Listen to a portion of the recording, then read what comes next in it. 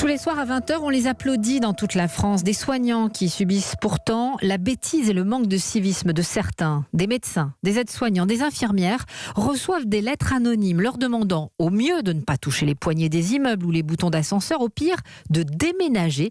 Mathieu Bock a pu joindre Lucille, une infirmière de région parisienne qui vient de vivre cette mésaventure. On n'est plus sous la collaboration, quoi. Hors de question qu'on me menace et qu'on me dise de partir de chez moi. Lorsqu'elle a découvert une lettre anonyme au milieu de son courrier le soir en rentrant du travail, Lucille, infirmière dans un hôpital parisien, a eu bien du mal à en croire ses yeux. Nous savons que vous êtes infirmière et nous vous remercions d'exercer ce beau métier. Néanmoins, nous vous demandons s'il serait possible que vous et votre mari alliez résider ailleurs pendant la durée de la contamination pour éviter de contaminer d'autres personnes et de faire vos courses en dehors de la ville.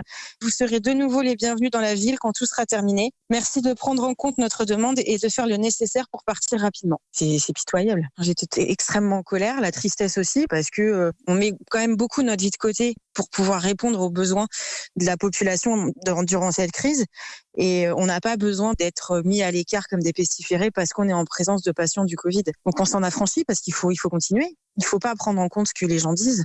Je vous garantis que c'est pas facile. Lucille a depuis confié cette lettre à la police en lui demandant de trouver d'éventuelles empreintes. En attendant, elle continuera à vivre normalement, dit-elle, et à promener son chien autour de chez elle, quitte à croiser sans le savoir l'auteur de cette lettre. Lucille, une infirmière dans le cas, n'est malheureusement pas une exception.